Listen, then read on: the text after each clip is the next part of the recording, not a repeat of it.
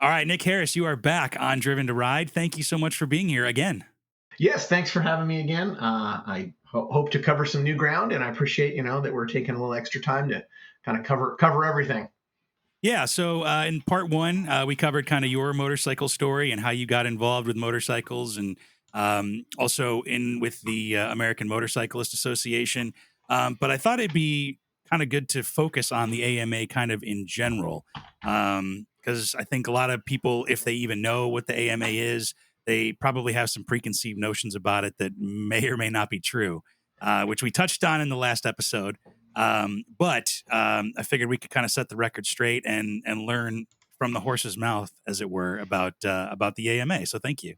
Yeah, sure. We can definitely give it a shot. I mean, I'll tell you, my answer to that typically is, and this is of course in somewhat in jest, but not 100%, is the AMA. If you're a motorcyclist, the AMA focuses on whatever part of motorcycling is not your interest. And that seems Right. to be this perception. If I'm an off-road dirt bike guy, all we worry about is repealing the helmet law. If I'm a street bike guy, all we worry about is keeping people riding in the forest. And it's humorous, but it's also a little frustrating because frankly, a lot of what we focus on is what our members bring to us, and they tell us, I want to work on this, I want to work on that. I have a riding area that my family and I've been using for generations in some cases, and we feel it's being threatened. There's some sort of Forest Service planning process going on we don't understand. So help us help us be engaged in it. The flip side is, I'll tell you that sometimes there's this perception that myself or someone else, and this is of course government relations specific, I haven't been everywhere. So the idea that I'm going to show up where you live, like say in Illinois, I believe you're in Illinois, Yeah. and know the local landscape, either politically or know, that, oh, there's a riding area and this is the managing agency and this is their rulemaking process. I may have some familiarity with it, but a lot of times the thing that I need is the local knowledge. If I'm going to speak about a trail system and I'm going to talk about the importance of the access at this point or at that point, I need someone who can actually tell me about that, because I'd be honest, I probably don't know. It's the odds of me having been there are probably pretty low. So it's a mix. And that's where we as a department try to really strive to have those contacts. When I hear about something, oftentimes, and again, it's people mean well. I'm not saying this in a negative way necessarily, but you'll hear about something and you need to get the full story. And so sometimes you'll have to go out and kind of do some digging and make sure, this thing I read on a Facebook post somewhere or somebody tweeted out is accurate. What's the story? What's the full story? So like our guys, a couple of them were at the NOVAC conference the last few days, National Off-Highway Vehicle Conservation Council. It was in Minnesota this year. And Okay. really the reason for them to be there, I mean, along with a number of other things, was the NOVAC community, the people that show up to that conference. It's not a giant conference, but the people that are there are super active and super engaged with their local on the ground, typically off-road land manager types. And so for myself, who may or may not have been to that particular place, like I say, knowing those people, knowing honestly that they understand what's going on, knowing that they're not going to, I don't know, kind of go off half cocked on something and freak out is super valuable. And then we bring in that experience of understanding, rulemaking processes. As I mentioned last time, a couple of the guys on our staff are former staffers. Understanding if I want to get my congressional folks involved, how do you best engage with them? So it's a two-prong attack, for lack of a better way to describe it. But the local person is critical, is absolutely critical. And likewise, if it's on road, it's the same thing. I mean, what do politicians really care about? They care about constituents, Sure. And I think I joked last time, if I want to kill something, I just show up and tell you in California, this is how we do it. Well, Right. that can be a negative. And so if I can show up, but with you and we're in a person's office who you're a constituent, it's huge. It's a huge thing. So anyway, that's the shortish answer about that. But that is how we really work. And the other thing I feel like is I don't want to ever show up in someone else's area and say, you know what you should do. Like, I don't want to be that guy. Right. There's a guy I used to go to some of his lectures, and he had a great example. He would say, you know what an expert is? An expert is someone with a briefcase from 100 miles away. It's like, apparently no one where you live knows anything. You need this guy from 100 miles away. And of course, Right. the opposite is true. The locals are the people that know what's going on. They're the people that understand the history of something. That doesn't Sure. mean they know all the little nuanced little bits, but they are the ones And the other thing is, I'm going to leave and go home, right? So if I help you and we have a good outcome, well, that's great. I'm going to go home. If I help you and it goes poorly and everything you are afraid of happens, I'm going to go home. So we need to make sure that the outcome is what the locals want and is achievable. I mean, I'll be Sure. honest too. I've gotten calls from people that really, are kind of unrealistic, their expectation. And I think that sometimes we need to realize that just because, you lived in an area where you could do, frankly, whatever you wanted 50 years ago. Well, things change. There's a new housing development. There's, new this, new that. So I think that people have to be realistic about that as well. And so sometimes we have those conversations, and those aren't always the easiest, but I think it's important for people to realize that, we're not going to win everything. We're not going to lose everything. We're going to, we're one of many organizations that are working on stuff. But for me, Yeah. I told you before, I was a member of the AMA before I worked here. And Mm-hmm. I've always found the government relations aspect for myself is the part that I cared about the most. Cool. Well, yeah, let's zoom out a little bit. Let's remind me of what your official title is and kind of a brief overview of what you do. And then just a brief kind of overview of the AMA in general. Let's say somebody's never even heard of the AMA. Okay, that sounds good. So I'm the director of government relations. My name is Nick Harris. I've worked for the AMA for August 1st was 23 years. And when I first started at the AMA, I was the Western States representative. I guess technically I'm kind of both at the moment. And so I was living in Northern California at the time. And of course, the headquarters for the AMA is in Pickerington, Ohio. I was just there for the Hall of Fame induction ceremony. And then we also typically have had a DC office with DC staff for, I'm going to say it's got to be 35 years by now. I know it's long Okay. before I started. It's been quite a while. And in fact, Rob Dingman, who's the current president of the AMA and has been for a while, he was the Washington representative in the 90s. So Okay, the cool. long history of that. And then at the Hall of Fame induction ceremony, Rob Razor, who was the president of the AMA when I started, was inducted. He was voted in by the members, and he is one of the people he's the person that hired Rob Dingman. So it's kind of a funny deal, but he hired Rob back in the day to be the DC representative. And I want to say at the time that may have been the first time that position was full time. They may have used contract lobbyists. I can't swear that that's the case, but in any case, and then of course we have so currently we have three staffers in DC that focus on eastern states as well as on DC specific, so federal as well as state things. And then we have Sure. a gentleman in Ohio and then a gentleman in Denver.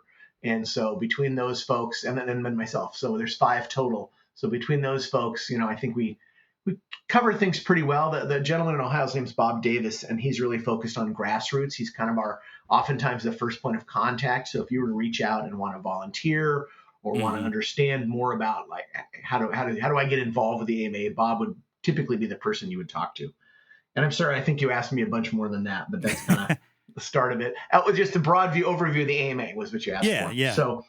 So I mean, then of course our tagline is rights riding racing. So again, I've probably focused on rights quite a bit. Riding is another huge thing. Of course, we sanction tons of events. Typically, if there's a motorcycle event in your area for a poker run for your club or your local motocross or enduro races or anything, it's probably an AMA event. It doesn't have to be. There's Mm-hmm. other groups that do it, and typically with that, and I'm not like a competitive rider myself, but I've been to enough of those events over the years. The thing that I believe, my perception of that is it brings consistency to the rules. So if you show up from out of state and you want to ride an AMA sanctioned event, you can be confident the rules are the rules, that they're not necessarily different. There's a kind of a specific standard about having an ambulance on site if that's needed, depending on the type of event. And then also the other thing that the AMA in that area does a really good job is having insurance. And I think insurance is kind of, again, I'm kind of a little arm's length on a lot of this stuff, but insurance is the thing no one ever wants to talk about because nobody Sure. wants to consider something going poorly or someone getting injured. And I mean, it happens. People get injured, and so having insurance is critical. And so over the years I've sat in on what they used to call risk management meetings, and they talk to a club. How do you have an event? Maybe don't serve beer at the start, things like that. But really, Sure. I mean, in some cases, real things that maybe seem obvious in hindsight, but maybe that's just how you've always done it, and maybe now you realize that we're creating a risk for ourselves. So the risk management thing allows the AMA to help these folks get insurance at a reasonable rate. I mean, this stuff is considered pretty risky by a lot of insurance providers. Sure. That's not a requirement. My understanding is you can get your own insurance, but you need to provide documentation. It needs to be shown to be legitimate. It can't be the Mark and Nick insurance company. It has to be somebody that actually offers a good quality product, et cetera, et cetera. And the thing that people, I think, don't realize, and again, I'm kind of sat in these meetings and listen, is the liability can affect you as an individual, can affect your club. Maybe your club has some property, so it can be a real scary situation all of a sudden. And the flip side is, of course, if you get hurt, it's nice to know that maybe there is some coverage depending on the type of insurance. I know a lot of it's optional. So again, that's not my real spot. And then of course we're involved with pro racing, but in that case, you really, I think 2 issues ago, there was a really good description of that. I think there's a perception that we're doing a lot with pro racing, and that's just not the case anymore. We do we provide the course marshals, we do some of the sanction, the refereeing, and I'm going to get the term wrong, but we do provide that aspect of it, but we don't promote it. We're not really, that's just not our thing anymore. And that was quite a while ago when Rob made that decision to kind of get out of pro racing. And so, but there's still a perception of it. There's still our name is attached to it. It's kind of the way I think of it is like if the PGA sold off some sort of golf tournament, you'd still want to call it the PGA Championship because it has all that history and that value. But the reality is, maybe it's some other organization that's doing the promotion and running the event. And it's not a great description, but that's kind of my understanding. Again, I just watch the races. I really like them, and I enjoy Supercross and motocross in particular. But I went to the Moto America races at the Ridge. It's a great event, really fun, and so there's a relationship there, but it's not, I don't think, what most people think it is. Sure. And then the last bit, I guess, rights riding racing is we have the museum, and I was just back for the Hall of Fame. That is a neat event. If you get a chance, you can watch it. They do live stream it, but if anybody gets a chance to go to the Hall of Fame induction ceremony, it is just neat to see. I mean, for me, I mentioned Rob Razor was there, but Matt Mladen was being inducted this time, and I'm of that era. Matt Mladen, right. My dad grew up in Australia. I always felt like a bit of a connection to him, but Mladen was there being inducted. It clearly meant a lot to him, and to see somebody who I considered to just be this fierce competitor, kind of a hard ass, I guess, for lack of a better way to describe it. But sure. His job was to win, and he went out and he won. And then to see Ben Spies doing kind of his intro speech was really cool, because I know those guys were rivals. I mean, they were hardcore rivals when Ben came along. He gave Ben a lot of credit and said, this kid pushed me. He made me better. He said when he came, frankly, I was getting a little bored. I was winning, and so just to have Spies show up and kind of dethrone him by the end of it, was pretty neat to see that there was this mutual respect, and that was cool. And then of course Spies went off to race World Superbike, went off to do some MotoGP. So seeing that, I feel like Mladen had some pride knowing that not only did this kid push him, but he, I'm sure, pushed this kid. So it was really cool. And there's plenty of other folks. There was a lot. Kevin Windham was being inducted. It was really good. Mike Lafferty.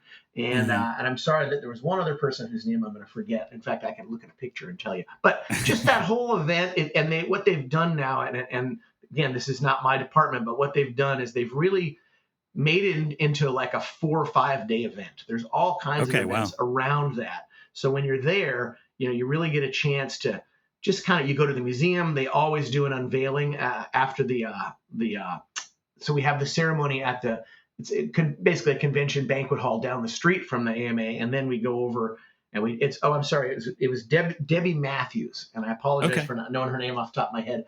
She was super involved in making women's motocross a thing. And frankly, once in a while, these people get up and they talk and you hear about what they did. And I say, I'm embarrassed I couldn't remember her name. The number of things that she had done and accomplished and set out to do and probably was being discouraged by folks was really, really cool. And Mary McGee was there, same thing, to talk about Debbie and to talk about all the things that Debbie had done. So it's just a neat thing to see. So they have the event, then you go down the street, like a mile or less. Then we went to the museum, and then they do an unveiling of the actual new displays at the museum.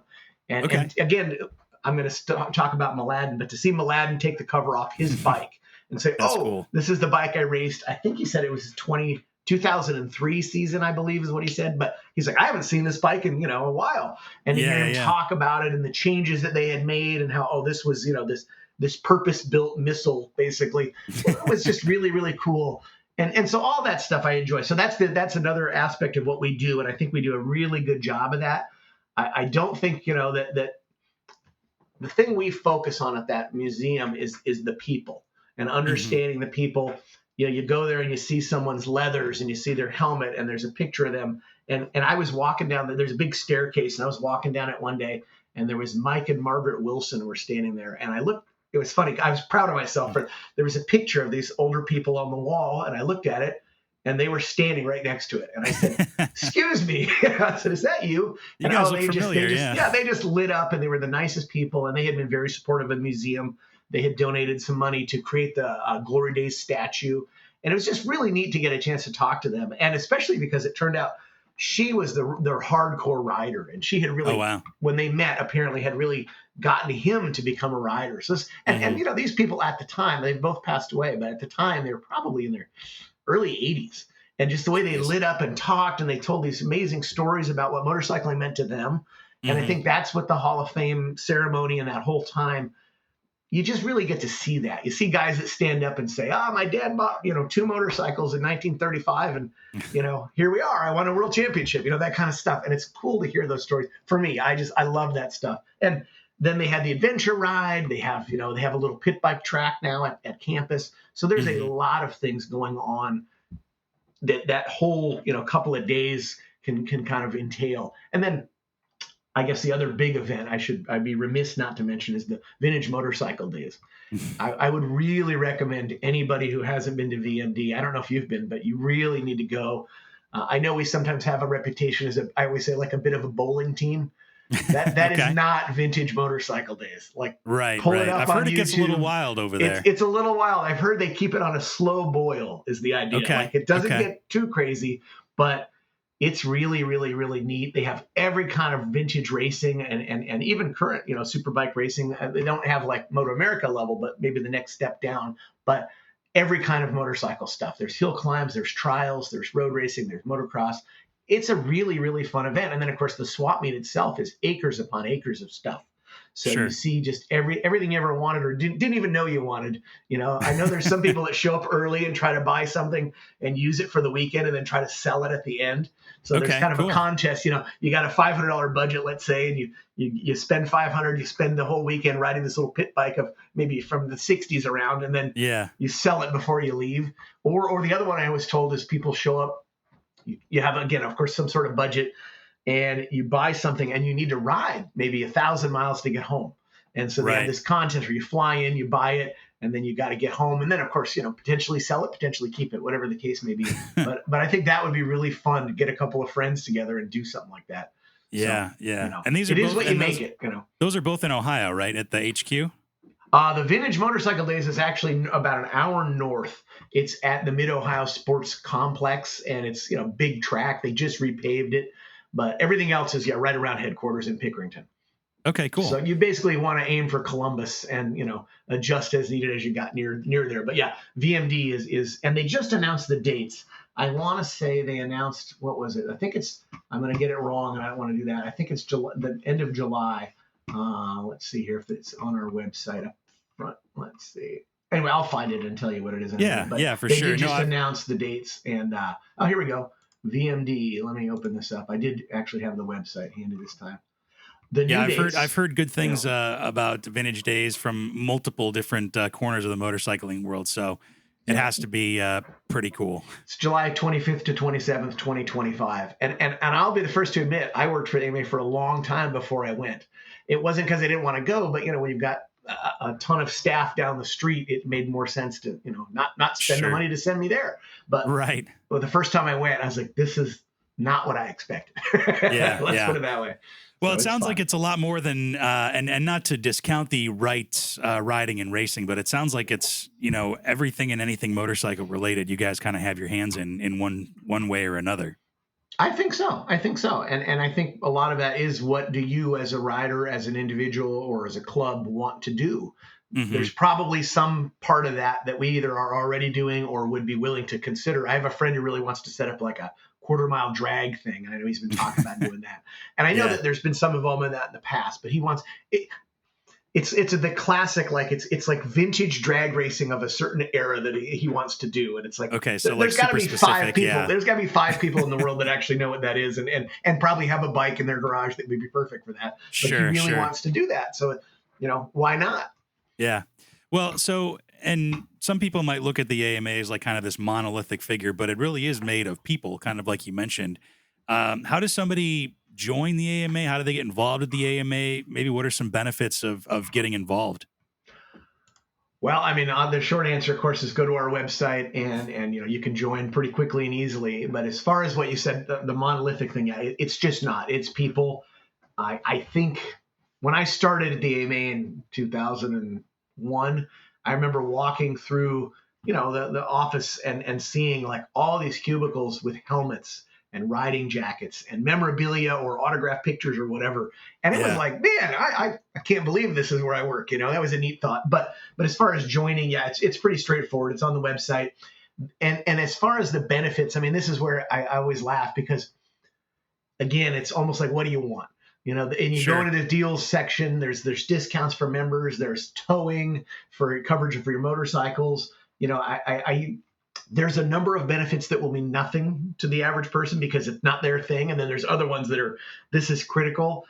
I never really joined originally because of that, but I've used the towing. Okay. I've locked my keys in the trunk of a car at MotoGP in Austin. I was very Oh, proud of geez. that. I remember shutting the trunk and going, "Oh no!" Like I saw the You knew two exactly keys. what had happened. I knew what I had done, and then Yeah. I was on a friend's bike one time and it broke down, and I got it towed. So there's all of that stuff. But then as far as getting involved, I mean, I mentioned Bob Davis earlier, who's our grassroots guy. That would probably be the place you would first have contact with us for volunteers. And then with volunteers, I mean, it's such a broad range. So Yeah. do you want to work at some sort of hospitality check-in thing at a race? Do you want to go to the Capitol? Do you want to write a letter? Do you want to do public testimony? The California OHV Commission, their next meeting is coming up. Do you want to get involved in that? So I'm hesitant to tell someone. I mean, I always like to quote other people, right? So someone told me once, a volunteer is someone who's paying you to work for you. They're giving up time. They're taking time out of their life, out of their day Sure. to do something. Yeah. So clearly it means something to them. So I think when you have a volunteer, you've got to be real careful to let them do what it is that they want to do. I can't tell a dirt bike guy to go testify on a lane splitting bill, for example. So I want those folks to get involved in a manner that they define.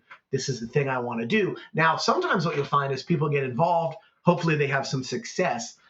And then that spurs them on to say, you know what, I do want to work on this other thing that I didn't even know about or didn't even care about 6 months ago. But now, I kind of got a taste for this, and they realize, that there's a broader, bigger world out there than the thing that they were focused on. So that's always cool too. And honestly, maybe that I mentioned Novak earlier. That may be one of those things people find. They go, hey, I want to work and I want to volunteer in this organization. They have what they call state partners. So, and likewise, AMA over the years has had a number of different volunteer programs. So, Uh huh. it kind of depends on what the person wants to do. I used to work all the IMS shows for years on the West Coast. I used to tell my boss, Okay. I'll Yeah. go anywhere you want in Seattle. And I would come to Seattle. I'd stay at my mom's or my dad's. It was like Right. Right. you won't have to pay me anything to stay here, but I will. I mean, as far as like hotels or anything, but I will. Can you hear me still? Yep. I've lost you now. Anyway, you won't have to pay me, so to speak, or pay for my accommodations. I'll stay with my mother. But so anyway, I Right. used to love the IMS show because we had volunteers that would come, year after year, and you'd look Yeah. forward Yeah. to seeing them, and they were good people.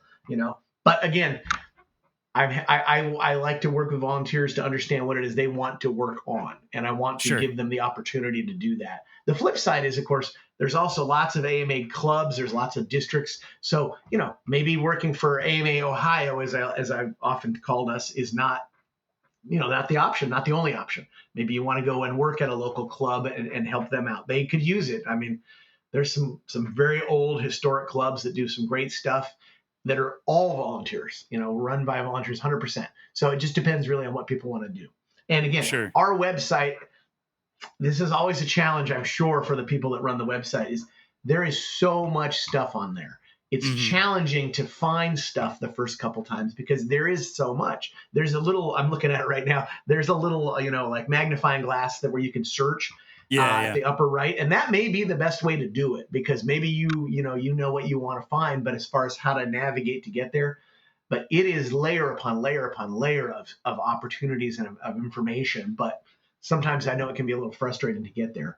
And like I said, as far as the joining that, there's an option right there. You can sign up for, like we do a thing. Actually, I've run it for many, many years called News and Notes. So if what you want to look at and be kind of aware of is kind of, I'll call it a 30,000 foot view of kind of government relations stuff and just industry stuff. It's historically, it was like 4 pages long, and we had to make it 4 pages because a lot of clubs would print it out and include it in their newsletter. Oh, sure. Well, as the world has changed, it's not that important anymore because now obviously it's electronic. But there was a couple clubs that I knew they saved the centerfold of their newsletter, and they also needed it by the end of the month so they could get it and get it inserted. So all of that has changed as the world has changed. But it's a really fun little way to kind of see what's going on. And the other thing that I like about it, and I've been putting news and notes together for a long time. I enjoy it. It makes me go out and read and look and see what's going on in other places.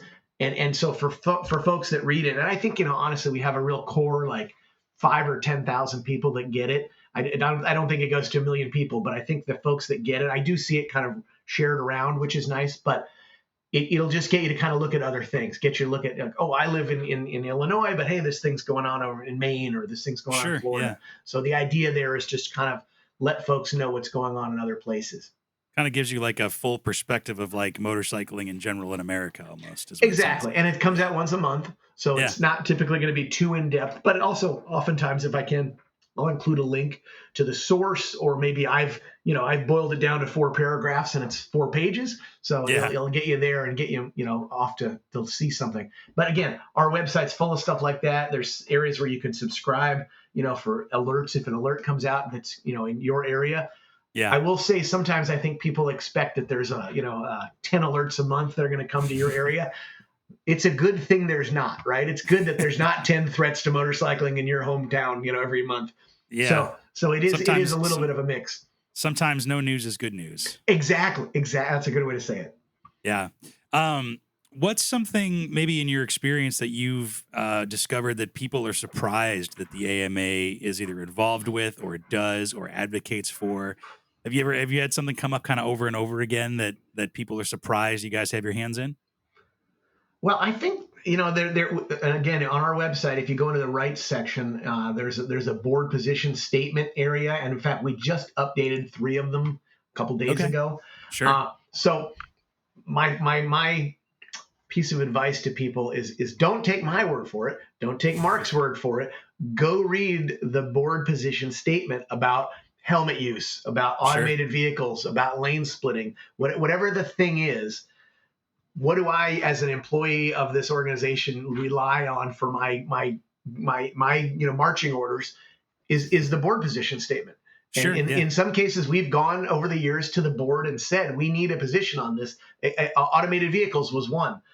Lane splitting was another one where, like, 15 years ago, nobody was talking about these things. California did it in lane splitting, and that was it. That was that. Well, obviously, it's not that way anymore. And same thing, automated vehicles 15 years ago. I know Rob did some columns pretty early and talking about kind of, Brave New World kind of stuff. But nowadays, these are cutting edge, important things. So rather than, like I say, let me kind of paraphrase what it is, go read it. It's public. Mm-hmm. And so I think sometimes people find it surprising that the thing they believe is our position, it may be not our position, or maybe it's a little more nuanced than what they want to believe. Like the helmet one, for example. There are people that say we're anti-helmet. I wear a helmet every time I ride a motorcycle. I feel stupid if I'm not wearing riding pants. I hate riding in jeans. I feel like I'm not, dressed appropriately. We believe adults should have the choice, but we also believe you should wear one. And it's pretty clear in our position. And so I think when someone says we're pro or anti something, I'm like, well, I don't know that that's how I would categorize or describe our position. I think our position is you should be able to do this as an adult, make a choice that other adults potentially disagree with. I'm sorry to go off on all these stories, but I remember No, you're good. I was at a conference and I used to smoke, and I was at this conference, and so all of us are outside huddled around the door smoking as people Right. do. And I won't say who it was, but there was a representative from an East Coast state, and Okay. she's smoking in one hand and drinking in the other. And she realizes who I am. I've got my AMA, clothing on, and she says, "Oh, you're with the motorcycle people." She says, "I'm the chair of the transportation committee in my state. There will never be a helmet repeal bill heard as long as I'm the chair of that committee." And I said to her, I said, "With all due respect, you're currently engaged in two behaviors that some people don't approve of." And her staffer, I mean, she had a staffer stand there who looked like he was like 21. He turned and walked away. I could tell he was biting his lip, because it's like, do you see the absurdity of what you just said? I get it. You think that people should wear a helmet. I get that. I'm not going to argue about that opinion. But the idea that you're not even going to have the discussion, that you're not going to allow anybody to have any other opinion while you're smoking and drinking, it's like I just thought it was really funny. I'm standing there looking at this person like, do you not see, the situation? And a little self-awareness. Yeah. It's like, I've decided I can smoke and drink, but I've also decided you have to wear a helmet. And I just thought that was really funny. So again, you go into there's a ton of good information on that. And then, so as far as if you were to come to the AMA and say, I want the AMA to work on this issue, whatever it is, my suggestion is always check the board position, because obviously I'm not going to work on doing something that's in 180 degree opposition to my board position, but it also allows folks to understand, like, where is the nuance. The other thing that sometimes you'll see is a bill will come along. Maybe we'll just stick with helmets. Maybe it's a helmet repeal or choice bill, as we would call it. Okay. But it's going to require you to have some ungodly amount of medical insurance. So it's very clear in our board position that while we think you as an adult should have a choice, we don't want some sort of a trading, one like right a financial for another. deterrent. Yeah, financial deterrent. Exactly. And I understand people say that motorcyclists without helmets can be a costly thing, and I've yet to see any data that really proves that. I mean, clearly there's going to be horrific examples of people that get hurt.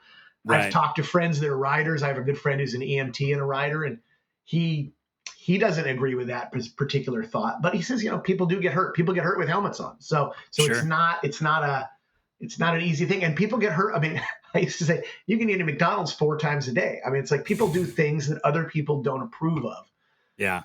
So I don't necessarily think that should be the deciding factor. And like, hey, I'm a guy that wears a helmet. I'm a guy that wears gear. Years ago, you would ask me at one point, what do people know me for? I was thinking about that. I had friends that would show up at my house in California, and I would disapprove of what they were wearing, and I would go dig through a box and give them better gloves, or I'd find an old jacket, and I'd say, take this jacket, damn it. I don't want you coming here, in a nylon windbreaker and like gardening gloves. So I would go find and give stuff away, So, all of that kind of stuff is, but again, it's an adult, it's a choice. So we don't actively fight helmet bills for minors. There's also been a couple of states that have run them where they require them for passengers. Okay. It's not the kind of thing we get too worked up about. And frankly, as I described before, it's probably not the kind of thing I'm knocking on doors trying to accomplish. It's the kind of thing when a rider or a group of riders in a state comes to us and says, we want to work on this. Can you help us? Mm-hmm. We will do that. But we're not going to show up in your state and tell you again, well, you know what you should do. It's like, no, that's not how we operate. And that's not how we've operated in the time I've been here. But their other thing that we've done over the years is we do have people that are interested in whatever issue. What I recommend, it doesn't matter if it's to a legislator or to a member of the public or an AMA member, is we were probably familiar with other efforts in that same arena. So the worst one was, I don't think I talked about this the last time. There was a bill proposed in Connecticut. I want to say now it was 3 years ago. So Connecticut is what I'll refer to as a choice state, a helmet choice state. Okay. So this bill was proposed that would make you, a rider not wearing a helmet who got into an accident and was killed, a mandatory organ donor. Okay. And it was just like, that is just in my way of looking at things, that is just so offensive on so many levels. Number one, there are people who literally that's against their religious beliefs. So I think, that's a thing to consider. But Yeah. it Yeah. just blew me away. But the thing that was funny is when that came up, we had a discussion internally about how we are going to respond. And I'm the old guy, right? So I'm sitting there kind of waiting. And so finally I said, so, this was proposed in New Mexico in about 2003, 2004. Okay. And people said, really? So, of course, we went back and looked at what we had done in New Mexico when this was proposed. But what we did this time that was a little different is, as we were talking and thinking about it, we realized that there are organizations, clearly there's an organization for everything. So there are organizations that advocate for the choice to donate organs of your loved Sure. ones, of Yeah. yourself. You get that choice a lot of times when you get your driver's license, things like that. Sure. So there are Yeah. organizations that are out there that tell you this is a very generous, this is something you should consider.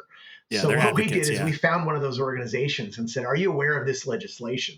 And they were horrified.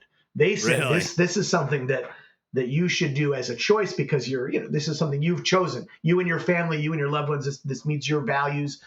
We do not ever want people to be compelled to do this." And so, frankly, they were kind of the lead on opposing it. Oh, We wow. helped, Okay. we wrote letters, but at the end of the day, we let them be kind of the lead on opposing it, and the bill died very quickly. But Yeah.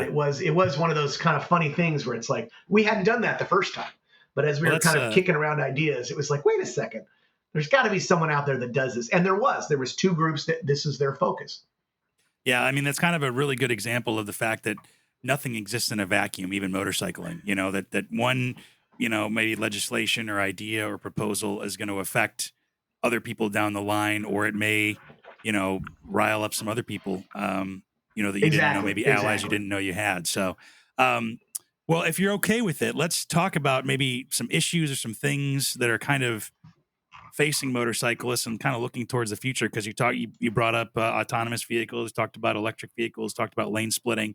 If you're cool with it, we talk about kind of some of that stuff and maybe look into the crystal ball a little bit, or Yeah, yeah.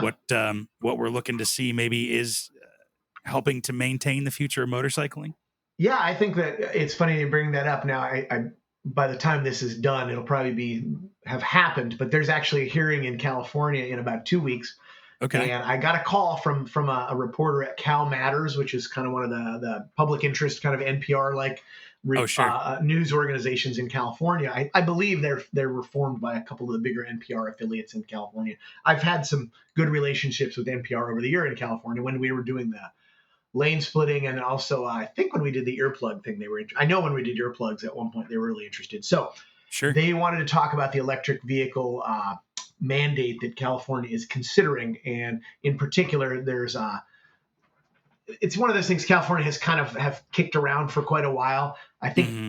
on some levels there's some misunderstandings about it because Europe is also kind of pursuing the same thing. So Sure. I don't feel like California is doing it in a vacuum. And I think a lot of times when I've seen people talk about it, they're acting like California's kind of out here on its own, and they're not aware of what's going on in Europe. So from a manufacturer's perspective, I think what they typically strive for is consistency, right? If I'm going to Sure. build a product that I can sell here, I'd like to be able to sell it in other places and not have a specific one. So as far as that goes, they're having a hearing. I was just working on my comments. This kind of got delayed. They started to do it earlier this year was supposed to be a meeting. It got delayed. We, and along with some other folks, submitted comments. Now the latest deadline for comment is October 28th, and the public hearing is November 7th. So real soon Okay. they're going to have a Yeah. discussion about it. So what they're looking at, and I would again recommend you read it for yourself. Don't take my word for it, but I believe it's about 2032, 2033. They're starting to phase in what most people are saying would result in about a 50% electric vehicle mandate, both cars as well as motorcycles. I don't know Okay. because I've already seen that percentage and that timeline slide a few times. But Sure. obviously, this is a goal that CARB has currently, and they're aspiring to. Let's call it aspirational goal. So Right. the reporter wanted to talk about that, and she asked about kind of what are our thoughts, and I said our typical take on something like that is we don't like to see a mandate for a specific technology. Give a manufacturer a reasonable goal as far as, like, Hmm. in this case, obviously emissions. Give them a reasonable timeline, and then allow them to figure out how to meet that standard. So I'm sure that the motorcycle industry, motorcycle consumers are going to have a lot of cool electric vehicle choices. They already do in some cases, but they're going to have more Sure. and more of them going forward. So I think that that's important. But then you're as involved in this stuff as I am as far as paying attention. I mean, Kawasaki's been showing a hydrogen powered motorcycle. Looks really, really interesting. There's some hybrid bikes that I've seen kind of kicked around. I think there is actually, I don't know that the hydrogen one is for sale, but I believe that Kawasaki has a hybrid motorcycle now that you can buy. So rather than CARB, dictating to, a Kawasaki, which is, this huge corporation that clearly makes, a million cool things, give them a goal, give them a timeline, and then let them say, hey, it turns out we can do this, meet these goals with a different product. And then the other thing you often see in those cases is fleet averaging. So, all right, you sell 100 cool electric bikes that meet the zero emissions goal, and you sell 100 of these other ones that, maybe aren't quite as clean. So that's getting lost in the weeds there on a specific thing, but it was a good discussion, and I actually put her in touch with a friend of mine who's an engineer who knows the ins and outs, the nuts and bolts of the technology better than I do. So I thought that was a fun opportunity just to talk with someone who I didn't feel came to me with any sort of a agenda, so to speak. She really wanted to know about this issue. So, but then the big one right now, I mean, and again, I feel sometimes like a broken record, is lane splitting, lane filtering. There's clearly an appetite for it. We actually have heard that there's, I think that we're hearing rumors of Michigan wanting to do something. I'm not sure what the timeline is on that, but it seems like it could be a quick one. We'll see how it plays out. When Montana did theirs, it was a similar situation where it's pretty fast. So that's ongoing. And then as far as like off-road, I mean, the other one that we haven't really touched on a lot is off-road. And I will say there's some people out there right now that are concerned. There's the monument designations that happen, and that's kind of an executive branch authority that's been around for like 150 years. I'm not sure what the exact timeline is, but over the years, that's become a popular thing for presidents as they're kind of terming out or their time in office is ending. If they can't get a big land omnibus type bill through Congress, then they use this other thing, which initially my understanding of it is it was created so, a new country, we discover some fascinating natural resource that we want to save before someone logs it or someone goes in there. Yeah, kind of like the national parks. Exactly.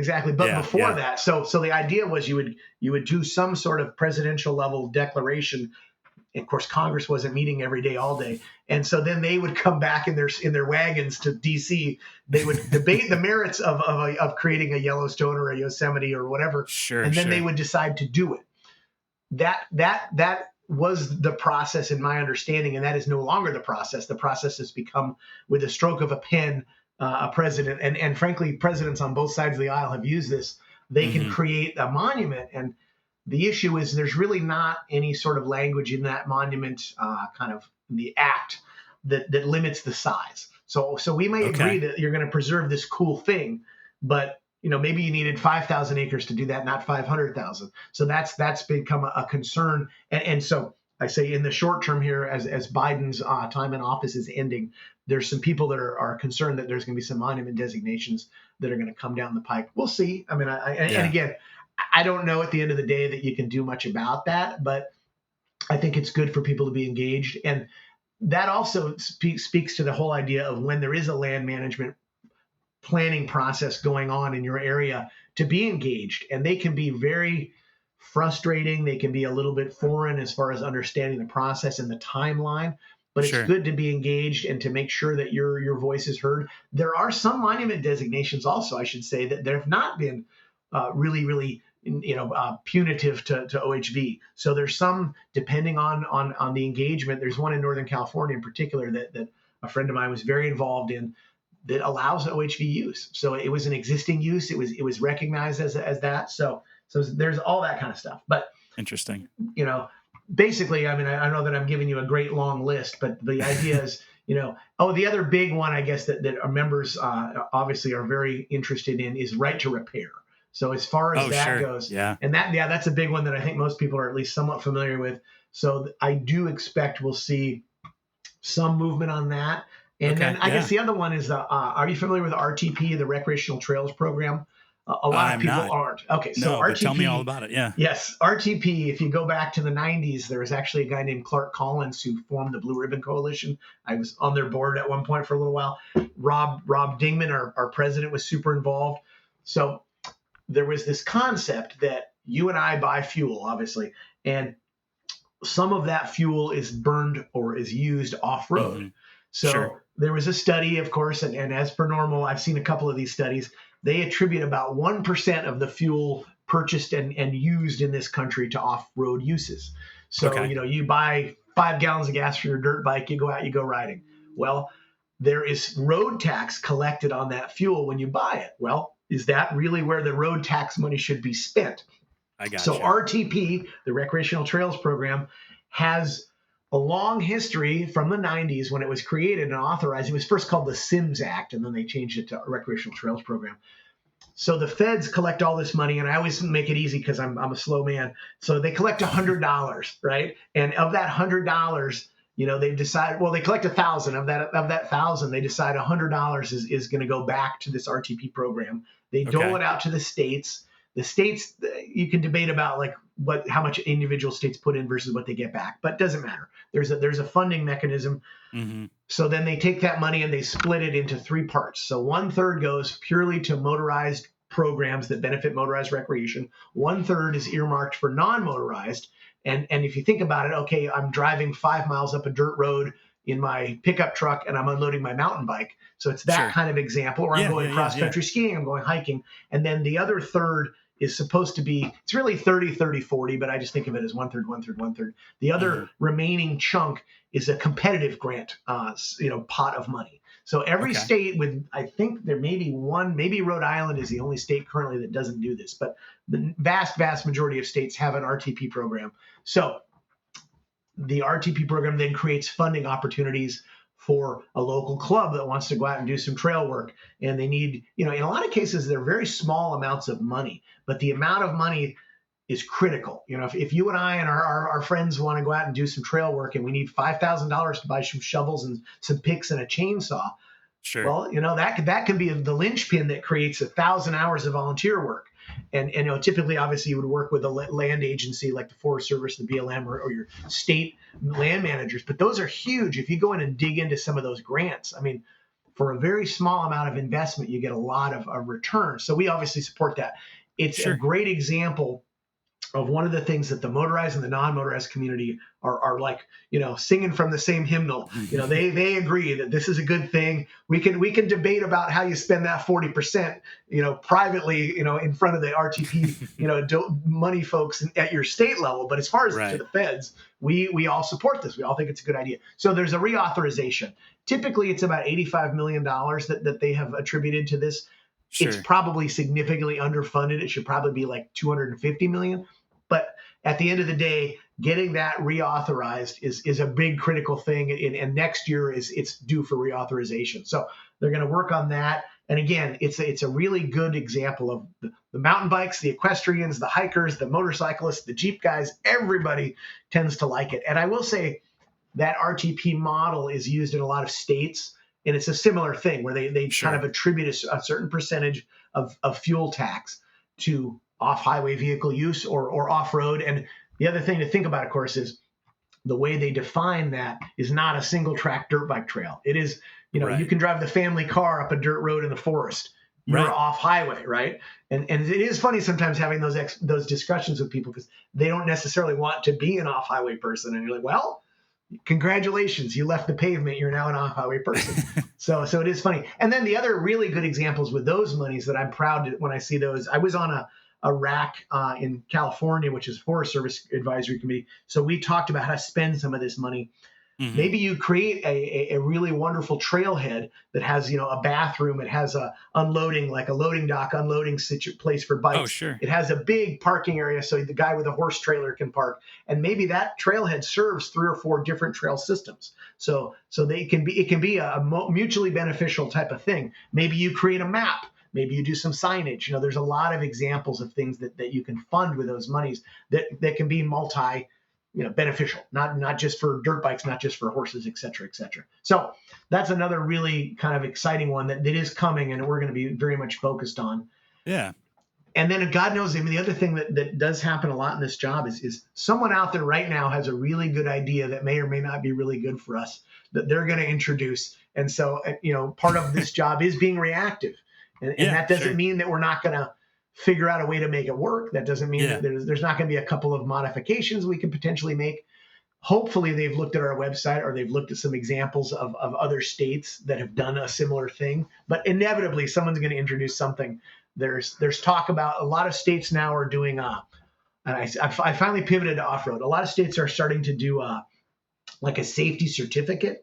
Oregon, Arizona, and Utah for sure have a certificate. In a lot of states, you think about like boating, they'll have a boating certificate sure. or a hunter safety class. Well, they're So this would be starting the to do same for off-highway. off-road? Yeah, Exactly. okay. They're starting to Okay, do yeah, yeah. off-highway vehicle ones. I was at an event in Utah about a year ago, and that was one of the requirements if you wanted to drive side by side, which they had a couple, was you had to have the Utah certificate. So I went Sure, online, sure. I took it, and I think that there's starting to be within the off-highway vehicle community, there's starting to be support for that concept. People are starting Sure. to realize that, you know what, just because you and I have done this for generations in our family, and I haven't, but like let's just pretend I have, but Yeah, I yeah. knew I want to do this. It looks fun. I don't know the first thing about it. So this is a way to kind of give people that initial information where you can do it, how to do it. I mean, it talks about a lot of real basic things, but it's a good kind of It's like a introduction to general off-highway vehicle. foundation like the MSF does the safety Exactly. course. That's a great Yeah, yeah, example. yeah, That's a yeah. great, and Yeah. frankly, they do have a dirt bike school, and so it may be that some of that curriculum is incorporated in some of these places. But of Yeah, for course, sure. they're potentially talking about Jeeps, side by sides, motorcycles, ATVs. So Yeah. yeah, that's another big one that I suspect there'll be a couple of states that are gonna try to do that as well. And then Yeah. the last thing I'll say about the RTP is, so think about federal highways in general. Think about all the funding that federal highways get. So we talked about that small piece of the pie that goes for off highway. Well, the Sure. rest of that pie, there's those big money. We're starting to talk about big federal dollars. Well, Right. that money is for maintaining freeways, for building bridges. Think about, I'm sure there's some connection to all of the tragedies that have happened in Florida recently with the hurricanes. So Mm. they're going to come in and rebuild some freeway somewhere, or they're going to do whatever there'll be a nexus to transportation. That's usually the requirement. But the flip side is we have spent a lot of time as a nation and as a world kind of getting people into these high mileage, low fuel electric vehicles, whatever the case may be. So the money coming in is dropping, and Yeah. the Highway Trust Fund has been running a deficit now for quite a while. So there's going to be say, what do they call a reckoning? A reckoning is coming on that. You can't keep funding it in the old way. And the old way was with a fuel mileage tax, The gas tax, tax. Yeah. gas Hmm. tax. Well, that is insufficient. And I know in states are having the same problem. Oregon has now got like an e-vehicle surcharge on your registration. I don't remember if Washington State does or not, but I know Oregon has done it. And Yeah. then I think some states Illinois are does it starting to do it. too. There you Yeah. go. I, And then I some think states are so. starting to Yeah. do that. They're starting to do the what's the other one? Oh, they're starting to bring in what they call a VMT, which is vehicle miles traveled tax. Oh, So, okay. they may have you, instead of doing a smog check, especially if you're driving an electric vehicle, they They're may gonna just check want your to say, odometer. how many miles did you drive last year? And I mean, on some level, it's if you're in a rural area and you've got to commute. I used to be that guy. I can see people being unhappy about that, but on some level, Sure. it's also like, hey, look, this guy here in an urban area is driving 10 miles a week. You're driving 100 a day. You're using more of the infrastructure. So that Sure. I Sure. won't say that we've gotten too far into that debate, because the other thing we would say is my motorcycle is probably not wearing out, the road as much as my pickup truck. So Not we don't nearly. Yeah. necessarily want to be included in that. But it's an ongoing discussion, and it's in much bigger parties than us. Think about the UPS, FedExs of the world. They want good infrastructure. Amazon, they want good Yeah. infrastructure. So those kind of discussions are going. We are engaging with those folks when we can, but it's a big group. Yeah.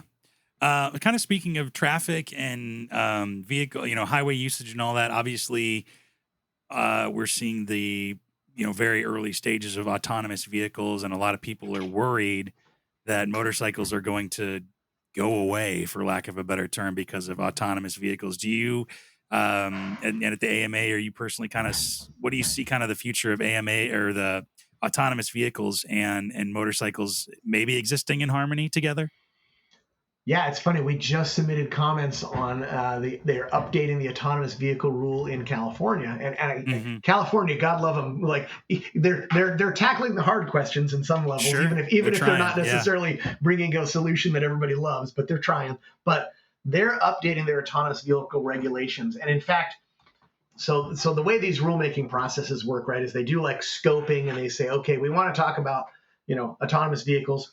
Sure. What should we consider? And they open that up, and the public has an opportunity to literally submit any idea they want. We're worried Okay. about we're worried about anything you can think of. I mean, literally a laundry list. Then they go to their actual rulemaking process, and they say, we heard from the public. We heard 100 things. Yeah. We really think it's these 20 that matter. So we're going to focus on Okay. these 20. So then they put out like their draft rulemaking idea. You could then still say, hey, you didn't include the 21st thing that I submitted. So there's an Right. opportunity there. But the one that they're currently working on, that the deadline just passed, oh gosh, like 2 weeks ago, was Okay. I was a little bit annoyed by it, but it was that process. It was we're just starting this. What should we talk about? So you read it, and that was kind of the opening line is we're just starting to consider this for heavy vehicles. So they said 10,001 pounds or bigger, which they Okay. don't currently have regulations for. But then as you started to read the rulemaking pretty quickly like within a paragraph or two, it said, oh, and we also have light duty vehicle regulations that already exist, which is your car. We're Right. thinking about updating those too.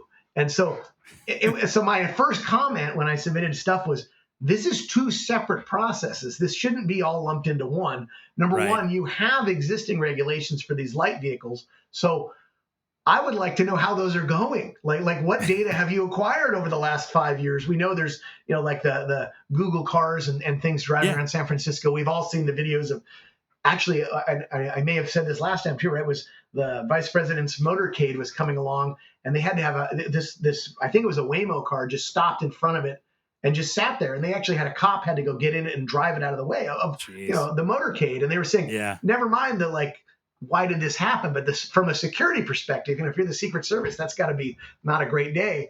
But what data have they come up with that we should be including as far as knowing, understanding when we're making comments? So that was my initial comment to them was, you need to split this rulemaking into two bits. You've got Yeah, an for sure. ongoing that you're updating, and you've got a brand new, like, we've never done this. What should we be aware of? So as far as that goes, I think it's huge. I think we have over the years been pretty adamant about, I mean, we're not going to stop this. Let's be honest. We're never going to stop it. There's billions Sure. of dollars being spent on this. So we want to be at the table. We want to be included. I think the final line in my comment was, if this technology cannot recognize and respond correctly to other road users, and I don't care if it's a pedestrian or a bicyclist or a motorcycle or another car, Yeah. it shouldn't be allowed on the public road. I mean, that was my bottom line. It's like, I can't keep hearing about these things. There was a guy killed about 2 months ago in Maltby, which is just north and a little bit east of Seattle. Mhm. And they pulled the driver out of the car, and it was a Tesla. And he said, oh yeah, I had it in full auto mode, and I I wasn't paying attention. I think he was reading a book or poking his phone. And it's like, well, what the fuck? Why is this vehicle even on the road? I'm sorry to swear, Yeah, but it's yeah. like, what the hell? Why is this guy on the road? And of course, the response, if Tesla had a press office, which they don't, the response was, well, you're not supposed to do that. The technology doesn't actually allow that. It's like, yeah, but you sell it and market it in a way that is kind of misleading. So that was another part of my comments to CARB or I keep saying CARB. This was the DMV. This is California. Yeah. DMV. Okay. So the DMV, part of my response in my comments was, when this stuff is marketed, it has to be marketed appropriately. There's level Sure. 1 through 5. Level 4 and 5, by definition, we should all welcome it. It should be great. It's better than someone tired, drunk, road raging, distracted, whatever. Right. If it does what level 4 and 5 says, that's a brave new world. It's going to be a good day. It's these 2s and 3s that are the problem. Where, like, my wife's RAV4 has, what do they call it? The advanced cruise control, like the laser cruise control. Adaptive. Yeah. Adaptive. Thank you. Where it'll keep the distance from the car in front of you. well, that's really cool. And then it's got the lane departure stuff, and that's really Yeah. cool. But you are not supposed to take your hands off the wheel. You are not supposed to not be paying attention. As you read the owner's manual, which apparently no one ever does, it says, this is not a substitute for you, the driver, being always ready to take over at a moment's notice. Right. So I think that gets lost. They have that. I hate to think I'm insulting the wrong manufacturer, but I think it's GM has that one ad where the light, and I think Cadillacs do it, where the steering wheel lights up in green, and this guy's towing in his pickup truck, and he's passing someone, and they're all clapping. It's like, that just is scary to me, and I think that is, it's a very limited circumstance where that works, but I don't know that I Yeah. feel like that's being explained. So we said that to the DMV. If you're going to regulate these things, number one, the bigger vehicles, I'm concerned, because a semi having an accident is obviously potentially a much more serious accident, but Yeah. crash. They also, if a semi having a crash is a more serious situation. But Right. either way, I would like this product to be functional before it's put out on the public road. The flip side again is, if they can make it work, I think it's kind of a cool thing. I don't want to be afraid of it, and if it's going to work, it's just got to do what it says. And I feel like we have become kind of the beta testers of that, and I don't think that's a good thing. Yeah, it's a little too serious of circumstances to be the beta testers for that, but Sorry, I lost you again, and now I'm no, back. that's okay. It's I was say I think it's a little too serious of consequences to be the beta testers for that. But I think I agree with you too that if it does work as what it says on the box, it could actually make the road safer, because you don't have people who are angry, tired, drunk, vindictive, whatever. It Exactly, might make exactly. might make the road safer for motorcycles, but yeah, I guess it from what I'm getting from that is we're just even at the start of that. We don't even have any data to go off of to start making opinions on it almost. I feel like that is the way. I feel like there's a lot of motivation to not share the data, not necessarily the DMV, but if I'm a manufacturer and I'm having problems, I think it's God. And I'm not. I think there's a couple manufacturers now that have pulled out of California and lost their permit. They're doing it in Arizona, but they're not doing it Okay. in California. So Sure, yeah. that says a lot when you can't do it in the largest market where you would clearly want to do it. And yeah, but then the flip side is, remember there was that video that came out, oh gosh, like 2 or 3 years ago. It was a BMW GS that was self-driving, Oh, and okay. I remember seeing it, and oh my God, I mean, people. I was a little bit surprised the way people reacted. A lot of people seemed to take it as a negative, that, oh gosh, they're going to not let me ride my motorcycle. They're going to make me have this autonomous thing. I didn't think that any manufacturer wanted to. What I thought is, for safety testing purposes, this is Hmm. brilliant.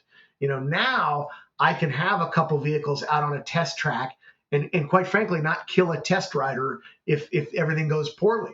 I Sure. thought it was the coolest thing I'd ever seen. And so I think that technology is very promising. And then of course there's some other stuff, and in some cases the Europeans, my coworkers or my colleagues on the FIM commission that I serve on, they talk about some stuff. There's been some testing where vehicles are going to talk, and so Right. hopefully, your motorcycle, you're buzzing along, or maybe it's an older bike and you've got now a little device you've added, your phone on the handlebars.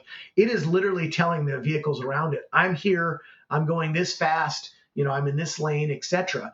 And all the other vehicles are thereby not only talking with it, but they're sharing information. So a car a mile back knows up ahead there's this, there's that. Then so they call it V to V, which is vehicle to vehicle, and I think the other one is V to I, which is vehicle to infrastructure. So Oh, okay. potentially also there's a bridge that says, hey, this concrete on my bridge is 25 degrees, it may be slippery. So I think all that stuff is really, really interesting. I don't want to be afraid of technology, but I also feel like, maybe there's a bit of a rush to market, and I think there's a bit of a, if I can be first to get my product out, I can kind of finalize it later, but everybody will think of me, whatever the manufacturer is, as the person that did it, and therefore I'll sell more than the guy that maybe has Yeah. a better. It's the VHS Betamax thing for us old people, right? Like the person that made the better one, in my understanding, lost, right? Like the Right. other person got it out, and that's what everybody bought. Supposedly the other product was the better product. So Yeah, yeah, we'll have to see. But let's bring it back to the present. You mentioned there is some lane splitting and filtering that's not just in California anymore. Um, Kind of a two-part question. How many states do kind of have some sort of either lane filtering or lane splitting law on the books now? And do you think we're going to see it maybe nationwide at some point? So I'm always hesitant because I feel like I'm going to miss one. But obviously, California, we know the history Yep. of that. I was super involved in that when they actually kind of changed the law. There's a lot of misunderstanding about what we did. But California, second was Utah, which was Okay. Walt Brooks, was Representative Brooks I talked about last time. Yeah. Yeah. And so they have a different version, but a very good version. Arizona, Montana, Colorado, and then as of July 1st of 2025, Minnesota will have it. So they've passed it. It's just going to be a bit of a slow phase in. Interestingly Sure. enough, the current Democratic vice presidential candidate, Waltz, it was the governor that signed the bill. So I Oh, thought that was sure. kind of Yeah. interesting. That was part of a giant omnibus bill. I honestly think the bill was, I think it was a couple hundred pages long. So I'm not saying he Jeez. signed it Yeah. with full knowledge of what he was signing, but I thought it was interesting that we actually have like a national candidate who in some way has had some involvement with that. I thought that was just kind of, Sure. I just dawned on me like a week ago. It's like, wait a second, he was the governor. So that bill was signed, and it is going to go into effect, but it's not in effect yet. And so Right. then, so people often ask what you just said though, is as far as nationwide, there's no way you would make that happen on a nationwide basis. The feds don't have that kind of authority. So Okay. in theory, you could potentially create some sort of incentive, which is how we got national seatbelt laws back in the day. And frankly, there was a big push in the 70s for the helmet law, which Mm. then they ended up passing a law that would not allow the feds to, was called blackmailing the states into doing things. So Sure. that's probably not going to ever happen on a federal level. But I think as we see more and more, in fact, when Utah did it, I think that changed the discussion. It changed it a lot. And Hmm. I get that people are concerned about it. I mean, when I moved to California, I was a pretty experienced motorcycle rider. I commuted in Seattle rush hour traffic over to Kirkland to a motorcycle shop. And so when I moved to California, I saw people doing it. I didn't know anything about it. I thought Yeah. Yeah. this is a thing. So the way I first did it after, getting my feet under me, so to speak, is a CHP motor officer passed me in traffic doing it.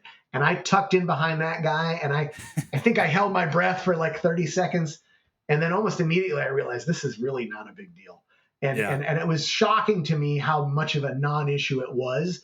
In part, I'm sure because the drivers in California are used to it, but Yeah. in part because there's a lot of space there. And as long as you're not, and oftentimes when I told you I was on some NPRs back in the day and they were radio interviews in particular, people always want to come up with some, very horrible, egregious example of someone doing 100 miles an hour and stop traffic. And my response to that is that's reckless operation. That is Hmm. not, that is not what we're talking about. And no one, oftentimes it's a panel. It's like no one on this panel is here to defend that. And I always want to make that clear. But within reason, it's not only, in my opinion, a very, very effective way for all traffic to be improved, but also if you look at the UC Davis study, it's the the injury outcomes were improved. It doesn't mean there was less accident injuries. The researcher, Dr. Rice, said he couldn't make he couldn't make that claim. But what he Hmm. said is the types of injuries were better. The accident outcomes were better. So if you think about the kind of accident you would have lane splitting, it's Yeah. somebody changing lanes into you. It's kind of a glancing side blow. It's Right. not you rear-ending someone because, motorcyclists rear-end cars, and it's not you getting rear-ended by someone, or obviously sometimes both. You get hit from behind, then you hit the car in front of you. Sandwiched. That's Yeah. a worse, outcome typically for the rider. So I think there's starting to be more and more interest in it.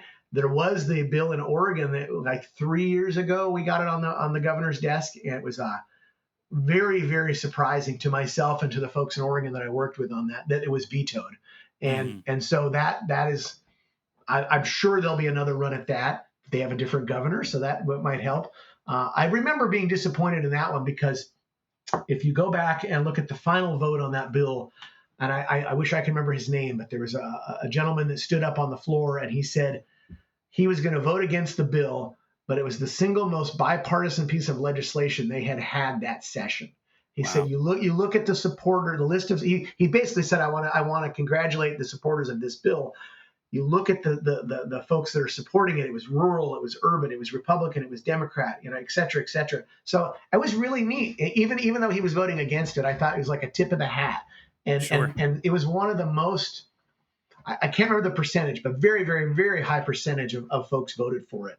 Yeah. And for the governor who hadn't indicated any sort of opposition to it to turn around and oppose it, my only take on that was she didn't expect it to hit her bill to get on her desk. So she didn't think she was going to have to deal with it. But it was disappointing. It was disappointing because I do think it's a good thing. And I think we talked about this last time. It's optional. You don't have to do it. I mean, Right. you want to kind of bring your A game when you're doing it, in my opinion. You don't want to be tired. You don't want to be, distracted, et cetera, et cetera. I mean, it's a thing. I've split on a Friday of a holiday weekend. I split from the Bay Area, San Francisco airport to just east of Sacramento one time. And I bet you I split almost the entire way. 90% of it I split. It was heavy holiday weekend traffic. I left the airport at 3:00 on a Friday, and I pulled into my wife's office, and she just looked at me and said, "How did you split the whole way?" And I said, "Pretty much." And the thing was, there was other bikes splitting, so it wasn't like I was the only person. I mean, it was just part of the flow of traffic. And you go to Europe, you go to New Zealand, it's normal. It's not a thing. But also, I mean, riders have to do it in a way that's responsible. I often say, like, 10% of the world has an opinion about motorcycling. They're in favor of it. You and I, 10% have some reason they don't like it, and then 80% don't care. So let's not move them into the I don't like motorcycling category by doing something stupid, and let's put them in the motorcycling is good category. Let's win them over, even if they're never going to ride in their lives. Let's get them over onto our side, but let's not do something. I will say the other one is, I think people have a habit of remembering the bad actor. So if I go by you and I'm doing everything right and I'm mellow, and then the next bike comes by, maybe it's driving too fast, maybe it's doing any of a number of different things.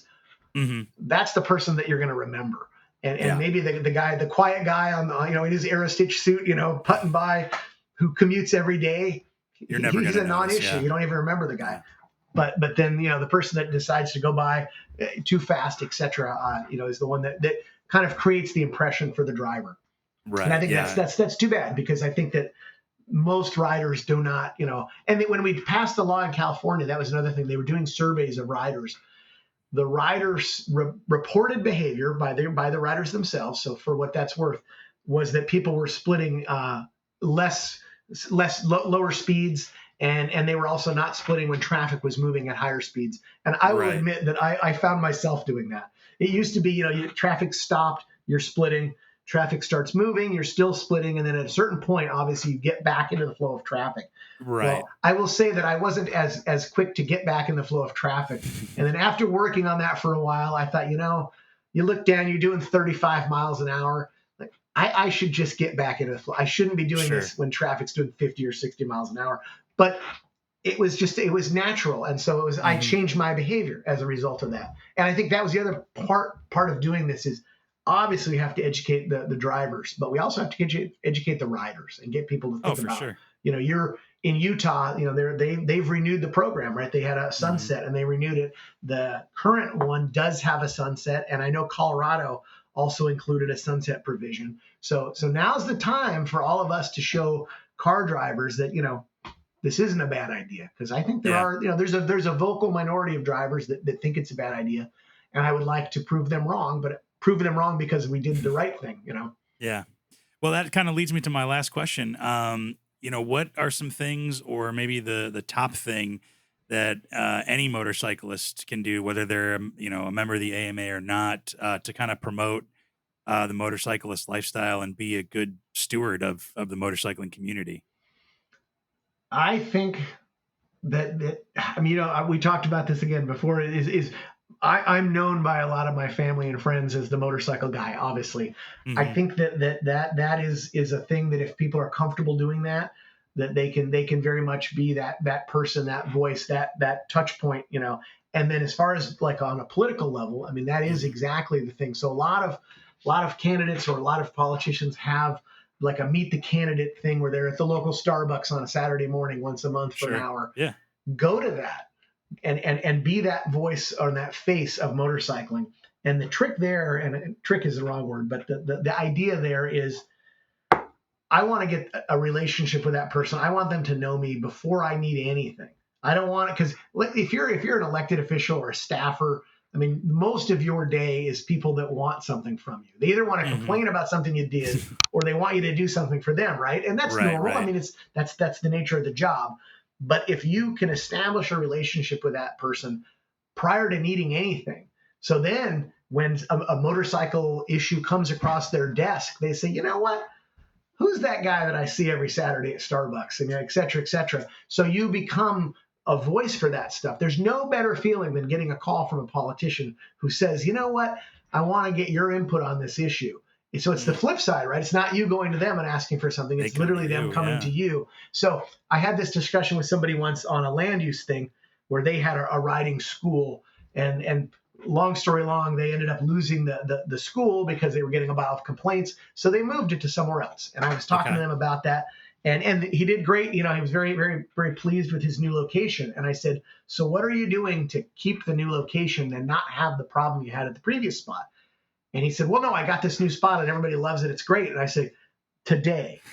So what are you doing to create the narrative that this is a good thing? So I said you should probably have the Boy Scouts out, you know, do a crab boil for the local Chamber of Commerce, you know, get involved with the Board of Supervisors, et cetera, et cetera. Yeah, yeah, So yeah, when yeah. I call and I say this is a bad thing in our community and they're doing awful things, they go, oh no, I know that guy. This is an asset to our community. So he's like, tell your story now before someone else does. And so all I that like stuff. So that. as far as being an advocate for motorcycling, and then of course, you know, I would tell you join the AMA.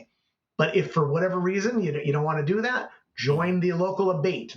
Join the local dirt bike club. Join, you know, any of a number of groups. There's lots of different groups out there that will do what it is. You know, do some research, figure out what is it that matters to you, and is there somebody out there that does what it is that you want. And I will say do the research because there are those folks.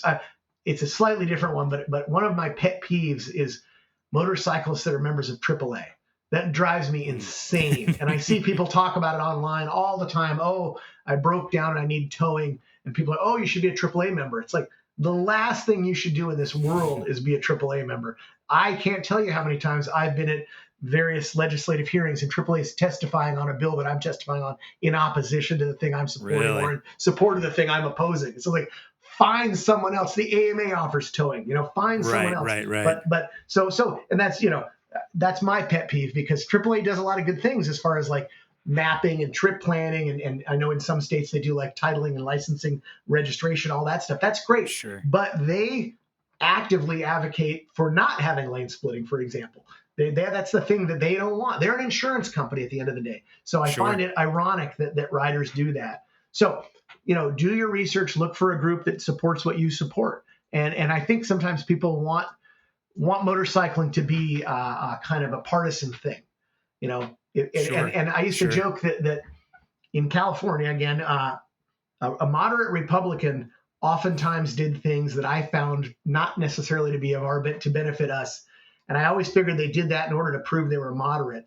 Moderate Democrats oftentimes did things that helped us, and I thought they did that to prove they were a moderate, right? Like the very thing that people thought. So like the example was Schwarzenegger signed a bill one year that we had specifically asked him not to sign, and Mhm. just really was disappointing. And the flip side was Gray Davis and Newsom had a couple of opportunities along the way where they did things that benefited motorcycling, and Hmm. in particular the OHV Commission, the appointees on the commission, a lot of them that we liked and we supported. There was one they had 7 members for a while, and now I believe they have 9.